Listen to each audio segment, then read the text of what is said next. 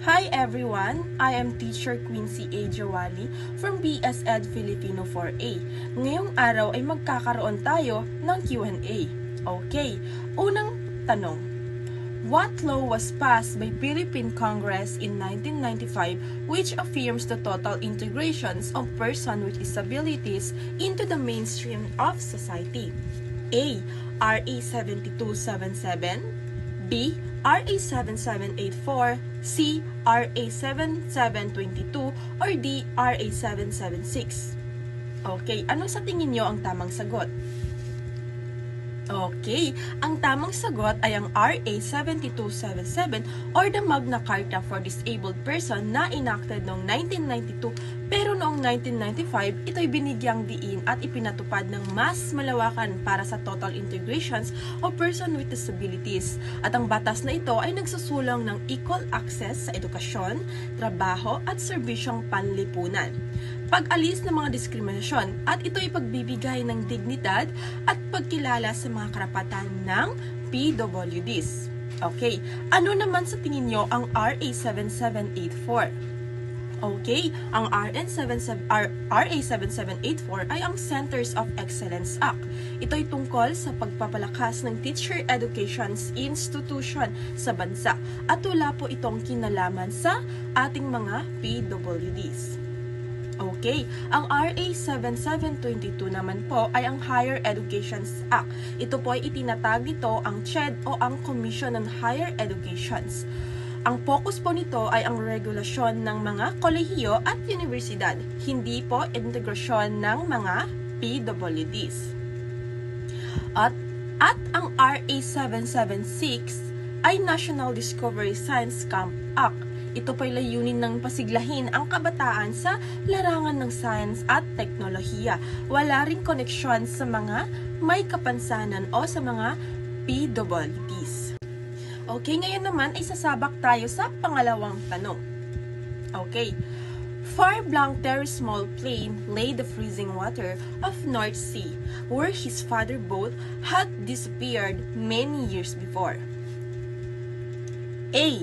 Down, B. Under, C. Underneath, D. Below. Which is the correct answer? Okay, the correct answer is letter B. Under. Under is the most natural word here because it describes something directly beneath under the subject. While down usually describe directions, go down or look down. So, hindi po, mali po ang salitang down. Okay, ang underneath naman. Ang underneath is possible but sounds less formal and it doesn't flow smoothly in this sentence. So, X, it's wrong. Okay, below. Below is also possible but far below is the usual phrase, not far below Terry Small Plain. Okay, get? Okay, ngayon naman ay dadako tayo sa pangatlong tanong. Okay, the question is, to reduce electronic waste, implement a recycling system which belong to an e-waste recycling system. A. Repair, reuse, and upgrading of existing equipment. B. Reuse. C. Repair and reuse. And D. Reuse. Okay, the correct answer is repair, reuse, and upgrading of existing equipment. So, kinompleto natin na siya because all of the part of the e-waste recycling system, it also helps reduce electronic waste by extending the life of device instead of throwing them away. Kapag gagamit tayo ng e-waste system, so dapat kinompleto na natin siya. Nandun na ang repair, reuse, at upgrading of existing equipment. Okay, kapag naman B or repair only, parang kulang siya. Kaya dapat kinompleto na natin siya para mas maganda ang pag-update ng isang equipment. Okay, that's all. So, thank you for all listening and watching.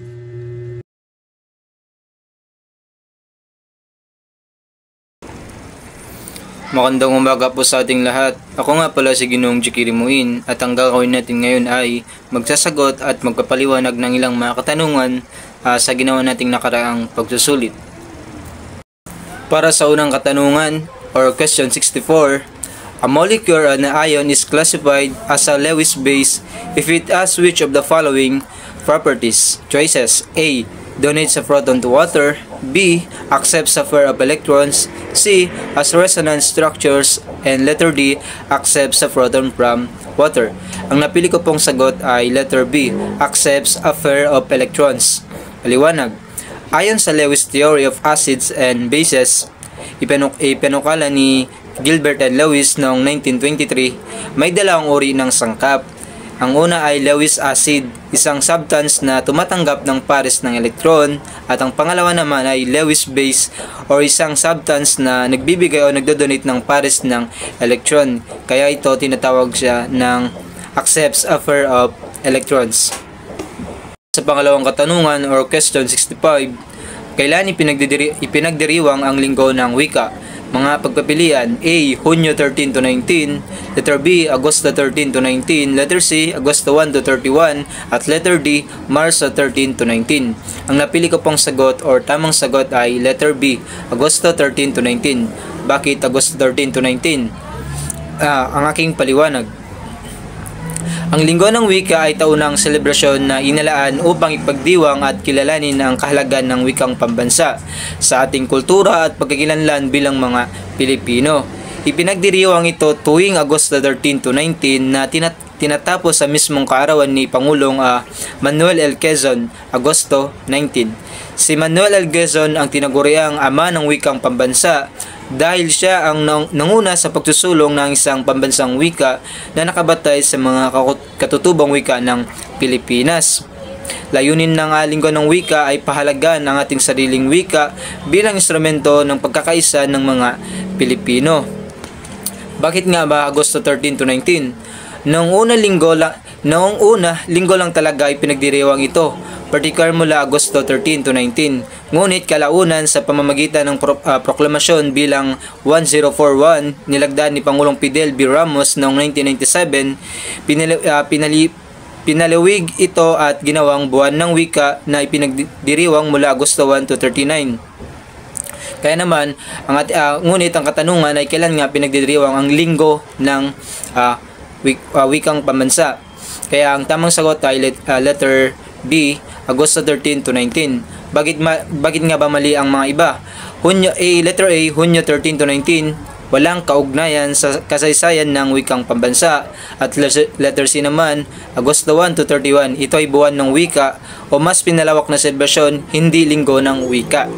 At letter D, Marso 13 to 19, wala ring ugnayan sa pagdiriwang ng wika. Para naman po sa pangatlong katanungan or question 66, excuse me, blank the time. Choices: A. Have you? B. Have you got? C. Got you? And letter D. Do you? Ang napili kong pong sagot ay letter B. Have you got? Or excuse me, have you got the time?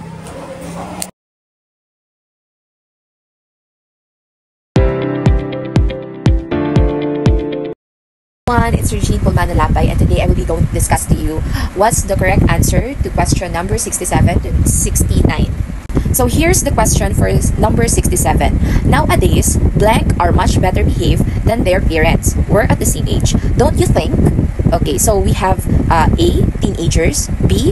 The teenagers, C. A teenager, D. Teen and ager. Okay, the correct answer is letter A. Teenagers. Now let's complete the sentence. Nowadays, teenagers are much better behaved than their parents were at the same age. Don't you think? Now, if your answer is letter B, the teenagers, it's wrong.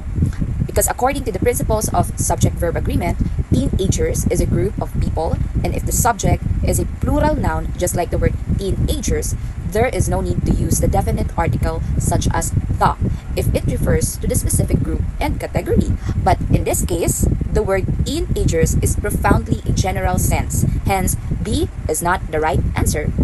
Now, if your answer is letter C, a teenager, then it's wrong.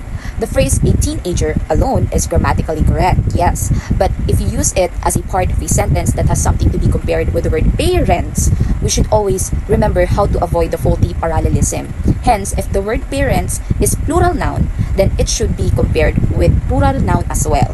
like teenagers. And if your answer is letter D, teen and ager, then it is wrong. It is not grammatically correct and does not represent a correct sentence structure.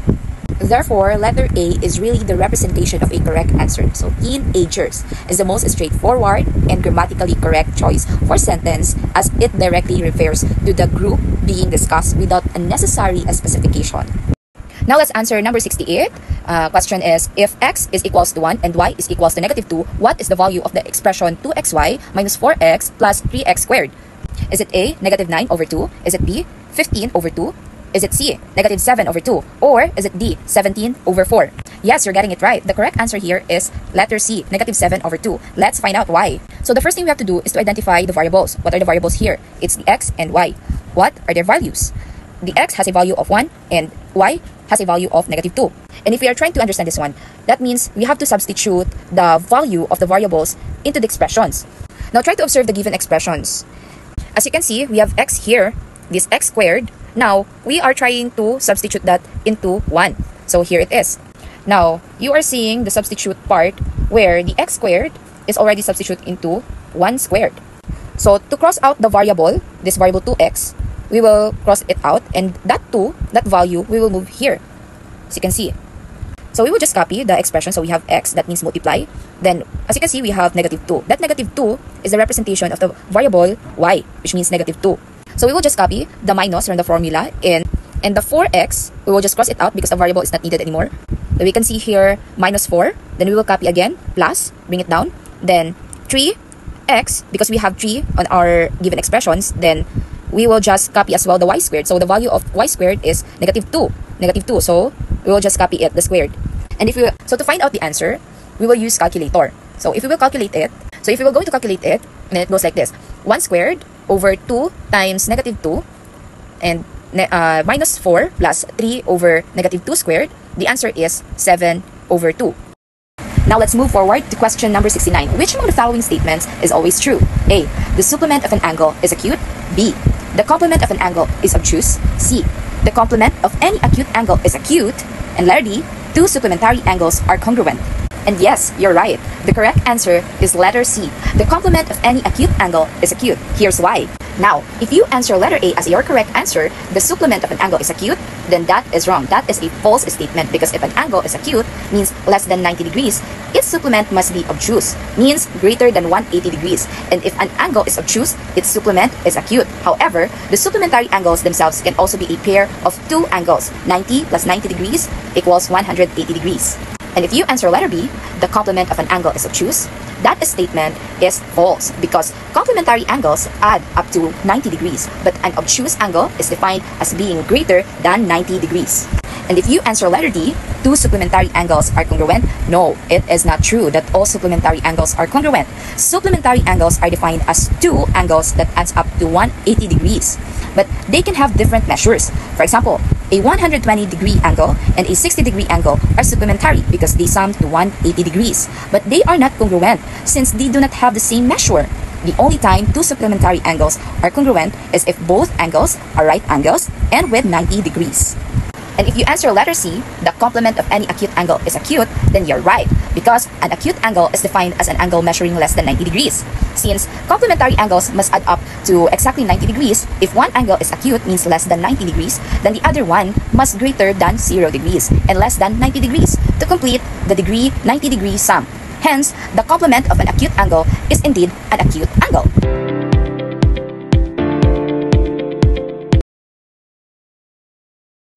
Hi everyone, my name is Ella Jones Laquinon. Ang aking tatalakayin ay ang number 17. A losing senatorial candidate may file a protest against the winner body with assumed jurisdiction over the case. Letter A, Supreme Court. Letter B, Electoral Tribunal. Letter C, COMELEC.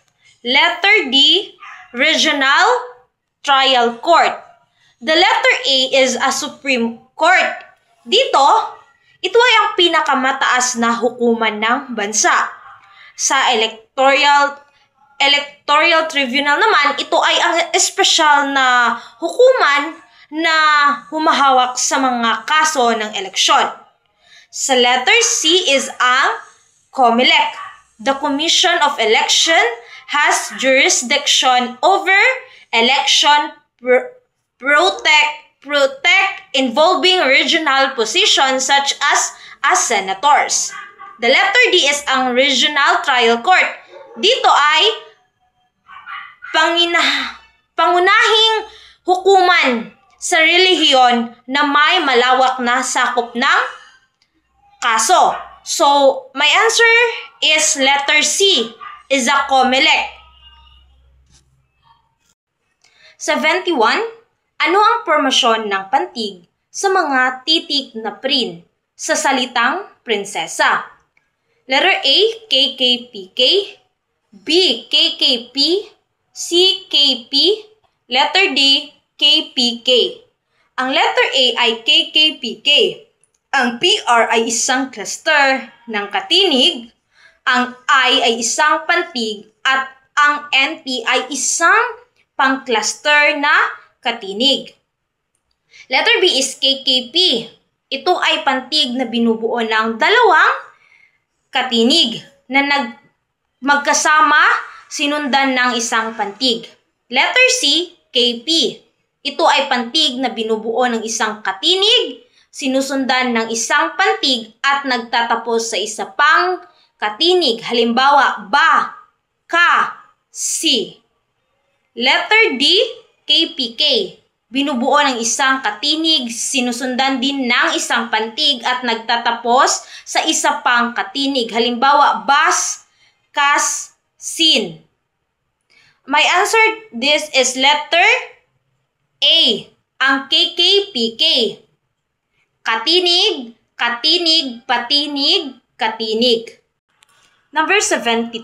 The Philippines belong to the type of biome called letter A, deciduous forest. Letter B, taiga. Letter C, tropical rainforest. Letter D is grassland. Ang letter A, ang deciduous forest o kagubatan, isa itong uri ng kagubatan kung saan ang karamihan sa mga puno ay naglalagas ang mga kanilang dahon. Ang letter B, ang taiga. Ito ay pinakamalaking terrestrial biome na matatagpuan sa mga relihiyon.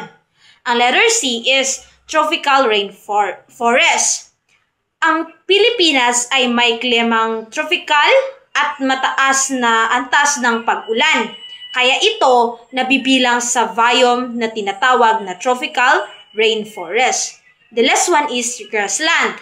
Isang biome na pinangungunahan ng mga damo bilang pangunahing uri ng halaman. So, ang sagot ko dito ay ang letter C, ang tropical rainforest.